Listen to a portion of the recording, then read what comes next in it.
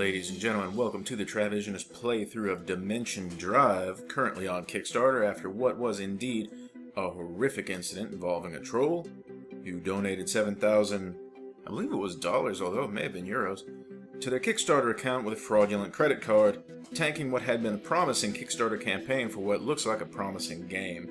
We're going to look at it here. The Kickstarter is back on now and seems to be doing very well. As of May 31st, or is this June 1st? Who knows? Days get away from me. It looks like that they are almost at their goal of $30,000. So, we've already reviewed this game, but I thought it would be a good idea to do a little playthrough of it and show off what's amazing and what's worth money, honestly, about Dimension Drive. I apologize for the low frame rate. I am working with sort of a, not a low-end system necessarily, but not a system designed for this sort of thing. The Travisionist is really just a spare time kind of thing, and I'm not at the point where I can sink a whole lot of money into a new system for it. So here we're looking at fairly basic shoot-'em-up gameplay. We've got the first thing that you should notice looking at Dimension Drive is that this game is beautiful. We're looking at something here that has plenty of contrasting and complementary colors. The ship is easy to see. Enemy fire is easy to see. Enemy ships are large. There's nothing about this that looks messy, that looks low-res or untextured. We have everything we need for essentially a work of art. You could take this image whenever there are fewer fireballs on the screen, rather. You could make a poster out of this and hang it on your wall. This is legitimate artwork. It's not cluttered. Everything is easy to see. And that is amazing. In a shoot-'em-up, it's critical to know where your ship is and where the enemy is. Dimension Drive does a phenomenal job of displaying all of these beautiful details. Now, you may also be listening to some severely kick-ass soundtrack right now. Everything about this, I will just sit here and gush about Dimension Drive. Because not only is it a competent shoot-'em-up, not only is it beautiful, not only is the soundtrack amazing, and not only have the developers gone through an unnecessary hell to get where they are with this project, but Dimension Drive also offers what may be the first really interesting gameplay mechanic development in the last several years of shoot-'em-ups.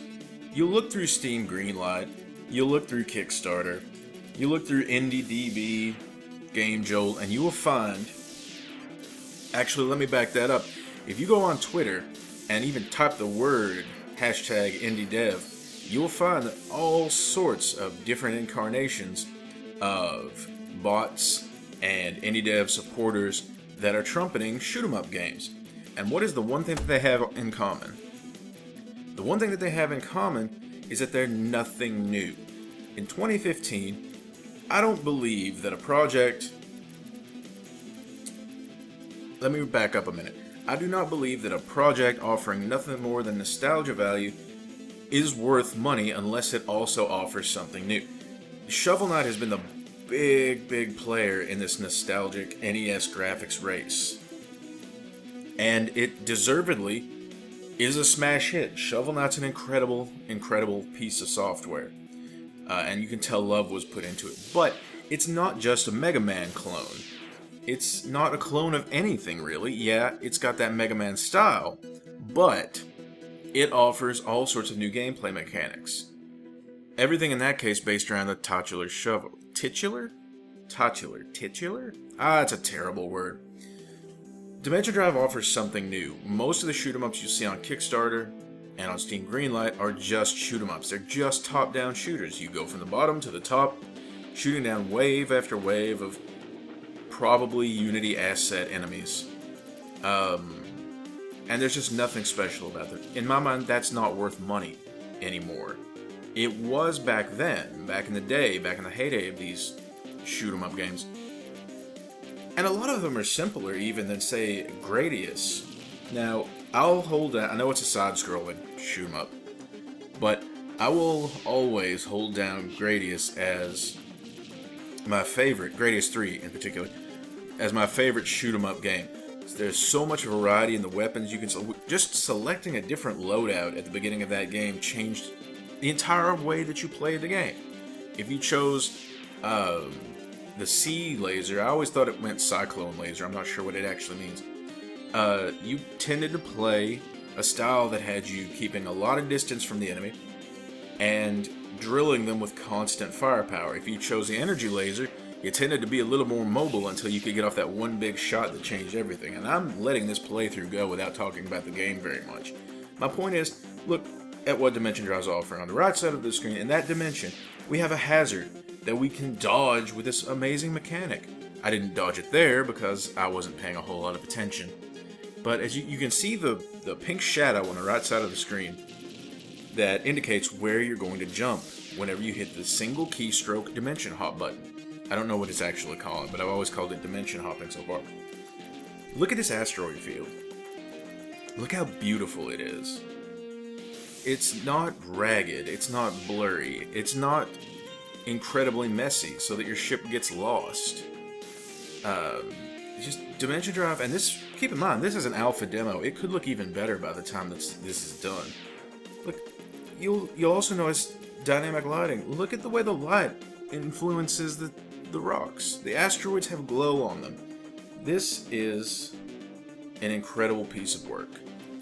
It's an incredible piece of work that deserves your money and your attention. I don't know much about the game, honestly, because I went to the Kickstarter page. Full disclosure, I backed this game. Not with a lot, because I don't have a lot. But I backed it because I feel like it's a worthwhile piece of technology. And it's the kind of thing that should inspire independent developers to create something better, to create something new.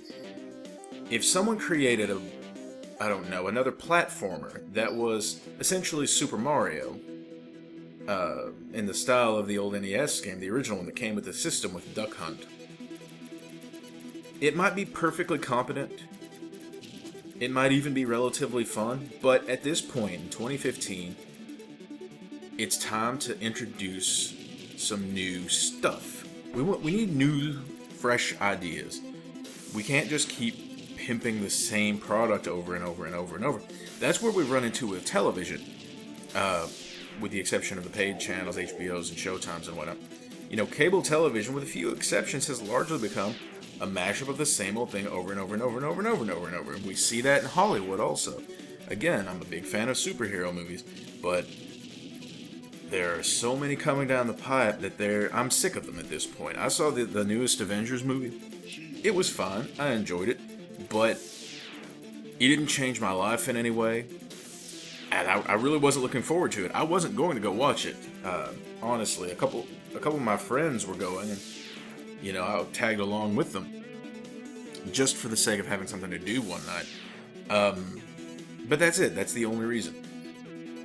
Superhero movies will stagnate, just like the shoot-'em-up genre is stagnating. Dimension Drive is a cure to that virus, and I suggest you check it out.